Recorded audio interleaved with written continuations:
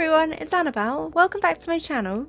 Today's video is going to be taking a slightly different format. So instead of doing a large What's in Bloom video this month, what I'm going to do is take you through a section at a time, or maybe a couple of sections together when there's quite a small section, because I got them all out to do a What's in Bloom video and I just can't face the fact that this is probably going to be like an hour plus video if we do everything at once. So I thought we would just start off with the summer blooming Phalaenopsis species and hybrids that I have.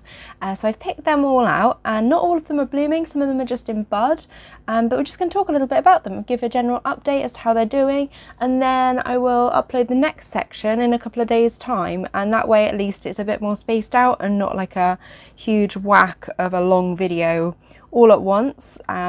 So little bit less editing time all in one go for me, and hopefully more of a bite-sized chunk for you guys to watch. Let me know how you feel about that formatting by the end of this video, whether you think that that's a good idea or whether you would rather see everything in one go. So to start off with, we're going to be updating on my Phalaenopsis species and hybrids that are in the summer blooming group. So with that said, let's dive right in.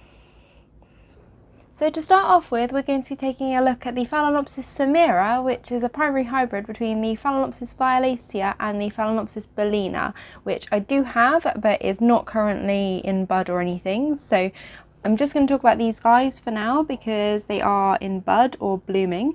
So first of all, this is my Phalaenopsis Violacea alba. So the Violacea is a very fragrant summer blooming species in the Polycylus subgroup of Phalaenopsis. So it's a very, very wonderful orchid and I really love it. The fragrance is intensely cinnamony and very sweet, and it's just absolutely beautiful. I love the alba because it has these kind of green tinges on it, which I think is absolutely stunning. So the alba form is kind of quite an interesting form, I think, in terms of colour. I'm not actually that much of a fan of the standard Violacea. I did get another Violacea, which is the Phalaenopsis Violacea coerulea Krull-Smith. So that is a variation of the Violacea. They all have the same sort of fragrance, so the colour variation in this case doesn't seem to affect the fragrance. You can see as the blooms fade on the alba Violacea, they turn into this kind of yellowish colour. So this one's about to drop, but it's started its sequential blooming, so this was going to be blooming all summer long. I did have a little bit of an issue with some of my species phals that I put temporarily under a stronger grow light while I was moving shelves around, and it has caused a bit of yellowing on some of the leaves, which is unfortunate, but as I've moved them out of the strong light, their leaf colour has returned to normal, so I'm very happy about that. And obviously it was a temporary setback and I've moved them to a more appropriate lighting situation. So the Samera is not currently in bloom, and she always does this to me. The bellina seems to bloom a little bit later than the Violacea, at least in my care. So the Samera has these wonderful glossy folded leaves I just adore, and I think the bellina is more kind of like that. Let me grab my bellina to show you guys. So this is the Phalaenopsis bellina red apple that I got from Orchid Garden last summer. It was quite a small plant, but it is getting bigger, and you can see that the kind of leaf folding seems to come from the bellina maybe? Not totally sure. It had a bit of a fungal infection on one of the leaves at one point, so I cut that. But this is an extremely vigorous grower, and it's reabsorbing the spike it came with, but it's starting a new spike under there, if you can see. So I'm hoping it'll get a bit more established in my care. I put out a massive root system. I had it in a cup in semi-hydro, and it quickly took over the whole cup and was just drying out too fast. So I put it in this glass vase, and I don't have any holes drilled in this, but it's so fast to drink out, I think that'll be okay. And for flushing, I've got heavier pebbles on the top, so I can just kind of tip to flush, or I can repot. So that's my kind of section of the Phalaenopsis Violacea and Phalaenopsis bellina. Originally they were classed as the same species, which they were then separated, which I think is correct because they have very different fragrances and quite different appearances. I'll pop a picture of the bellina red apple up on screen, and also my Samera when she was in bloom. But we've got more blooms coming, and because they're sequential bloomers, what they will do is they will start a bud. The bloom doesn't maybe last as long as a complex hybrid Phalaenopsis. You're looking at maybe think 3 weeks probably that I seem to get out of them. And then while they're doing that, they'll be working on other buds. So you will get continuous blooms from them pretty much all summer and into autumn in my experience.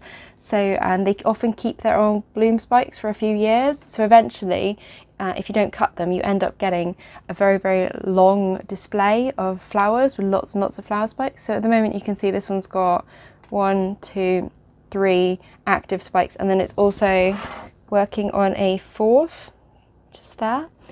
So potentially could be quite an interesting show from the Samera this summer. Just going to give you a close-up of some of the blooms. And those are my Phalaenopsis, Violaceas and bellina and Samera, which is a hybrid between the Violacea and the bellina. Next I'm going to talk to you about some of the hybrids that I really like, including the Phalaenopsis Yaphon Sensation and the Phalaenopsis gigabell, which is Phalaenopsis gigantea crossed with bellina, and a Phalaenopsis that I got as Phalaenopsis Princess Kaiulani crossed with KS Happy Eagle, but actually looks maybe more like bellina crossed with tetraspis. I'm not sure. I really love the blooms and they're really waxy and metallic, but I don't think that's the correct ID on it. So first of all, we're going to talk about the Phalaenopsis Yaphon Sensation. So the fragrance on this is absolutely incredible. I got this one last year and it did bloom for me, but the bloom was upside down and it didn't last very long because it was still establishing in my care. It's definitely much more established now. We have lots of roots going down in the pot and out through the bottom of the pot. So this one has a very waxy, metallic, glossy bloom, and the colour is so intense. It's like a deep burgundy purple with yellow tips, yellowish green tips on it, and the fragrance is amazing. So it smells exactly like hyacinths, which is kind of crazy to me because I've not met a Phalaenopsis that smells quite like this yet, but it's a really, really incredible fragrance and I absolutely love it, and I can't wait for more of these buds that we've got forming to open because it's just going to be such an amazing fragrance. The flowers themselves are actually quite large also, even compared to some of the other Phalaenopsis, and especially compared to something like the Violacea. Very large waxy blooms, absolutely beautiful, really nice glossy leaves, and it's actually been very quick to establish in my care and very easy to grow. So at the moment we have the spike that is blooming on, which is also branching down here. Got another spike here which is creating some buds. Got another spike here which is branching further down. That's a recent branch, so that's going to bloom probably quite soon. We've also got another spike back here with some buds. Don't think we've got any more forming for now, but that's quite an incredible feat considering it's not really as, like, I had it about a year. It's not massively established in my care, but yeah, the fragrance is amazing. If you see this hybrid, I definitely recommend getting it if you're into your kind of species Phalaenopsis hybrids or closer to species Phalaenopsis hybrids, because it's just absolutely wonderful. That's the Phalaenopsis Yaphon Sensation.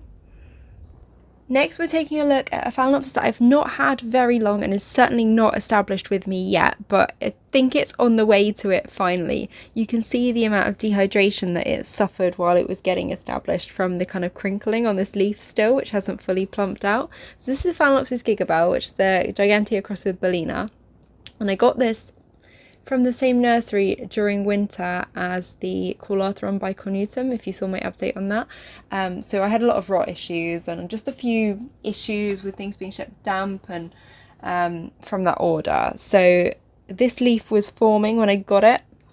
You can see the point that it was. So it's put out this much more leaf with me, and then it started a new leaf. It also started a spike. It had mealybugs when I got it as well, so I spent quite a long time trying to get rid of them. But I'm very excited for this flower. Looks like it's going to be so interesting. Don't you think? I know it's not fully open, but I really wanted to show you while I was doing this update because it just looks like it's going to be such an exciting flower. So I have a gigantea that I got from Klassen, and it's been incredibly slow. It's pretty much done nothing for me. It has put out more roots but no more new leaves, and it started a new leaf right in the centre, and then that new leaf is browned. So I think my gigantea will soon be no more, but this hybrid I can tell you is much faster growing and much more vigorous than the gigantea. Obviously the bellina influence in it, so the gigantea is notoriously slow growing, but it has these beautiful silvery elephant ear like leaves that I just can't resist, so I'm probably going to try and get another gigantea at some point. Even though they're slow growing and they need really bright light and they're very fussy, I love them. I've got a couple of their hybrids. I just love the leaves and the kind of silvery sheen that you get from some of the giganteas. So I'm just going to show you the roots on this one quickly. So you can see finally getting, oh sorry, bad camera angle. So you can see that we're finally getting established in the pot there. I've got some Synthic in here just to keep it more moist at the top because it was having a few dry top layer issues. But yeah. Very excited for this flower. So that's the gigabell. So this is the next one, which the tag says is Phalaenopsis KS Happy Eagle crossed with Princess Kaiulani. So, got this from Orchid Garden in a haul last summer, which I unboxed with you guys, and it has bloomed for me before, and I did put a video up because I was very, very confused by the blooms. So, this plant here, it's got two plants in the pot. This plant bloomed out like this. It's got a really tetraspis influenced shape. It also had this plant in the pot, which I didn't realise at the time, but actually has crown damage. So unless it makes a cakey, it's a goner. But you know, it came with crown damage and it's never progressed, and I didn't even realise until I kind of repotted and had a really close look. But it bloomed out with a really interesting flower, so I'm kind of hoping that this second plant does make a cakey. But that is the flower that we have at the moment. So yeah, I think it might be tetraspis crossed with bellina. Looking at some pictures, I really love the shape, and this is kind of what I wanted from, I've got another tetraspis crossed with bellina alba cross, and I love this shape. So I'm very happy with this. It's a very vigorous plant. I've got another bud going there, another bud going there. I've got another bud behind it there. So it's doing very well. I'm just not sure about the second plant in the pot, and obviously there's an ID mix up here, but I really love it. It has a slight fragrance, but nothing particularly strong or that you would notice unless you really put your nose in it. So that's my Phalaenopsis. It's supposed to be KS Happy Eagle crossed with Princess Kaiulani, but I don't think it is. But still beautiful, very metallic, glossy, waxy flower there. Next, I'm going to talk to you about a couple of odd phals that I have that you may not know about. So this is the Phalaenopsis cochlearis, and I will try and find a picture to put up on screen. But it's spiking for me, which I'm super excited for. I got this one from Orchidine. And I just chucked it on because it looked really interesting, and I'm getting more into the kind of interesting species phals. And it adapted very quickly to semi-hydro. So it's got new roots there coming off old ones. And then it made a spike for me. So I'm very excited about the spike. Tiny, tiny little buds. Just adorable. So I'm excited to see what that looks like, and it seems to be a very easy to grow Phalaenopsis. It hasn't dropped any leaves or had any issues adapting at all. So interested to see what that one will look like. And this one is the Phalaenopsis deliciosa of our hookeriana. And I got this one from Elsner in one of the last hauls I did from them, along with the Zebrina, which is also spiking at the moment again. But I thought I'd show you this one because, one, look at the leaves. Like, how interesting is that? I just absolutely love the leaves on this orchid, this Phalaenopsis. Like, that's so unique, I think, for a Phalaenopsis. And then look at the tiny little buds. How cute are they? So it came with this spike and this spike, which both haven't really done much. This one obviously dried, so I need to take that off at some point. I've left this one on in case it wants to branch from one of these lower nodes that it has. And it's made for me this spike and that spike under there. So obviously it's a mini and it's a little bit over potted. I was struggling to find a pot to fit it, and I think because of the shorter spike length, it might actually need a smaller pot at some point. I am ordering some in. It seems to have adapted to semi-hydro with no issues. It hasn't lost the old roots. It hasn't really made new roots. It seemed to just put all of its energy into flowering, but there is one just starting there. So I think that's a really interesting little mini Phalaenopsis. So I'm excited to see that bloom.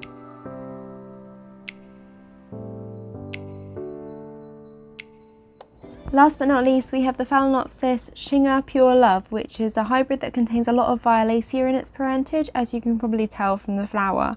However, it produces more flowers than the Violacea per spike. This isn't a great example. This is its first flowering, and I've had it in quite low light to try and recover it from bleaching it a little bit in very strong light. So it's got some more buds on the way and more spikes forming, and as you can see, we've got quite a few spikes.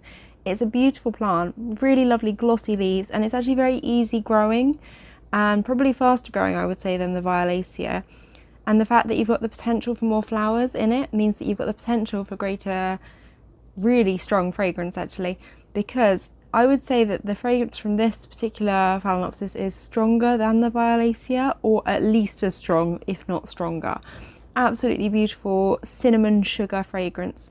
It's just one of the best fragrances in my opinion. I know some people don't like the Violacea fragrance, or they get a little bit sick of cinnamon fragrances. I could smell this all day.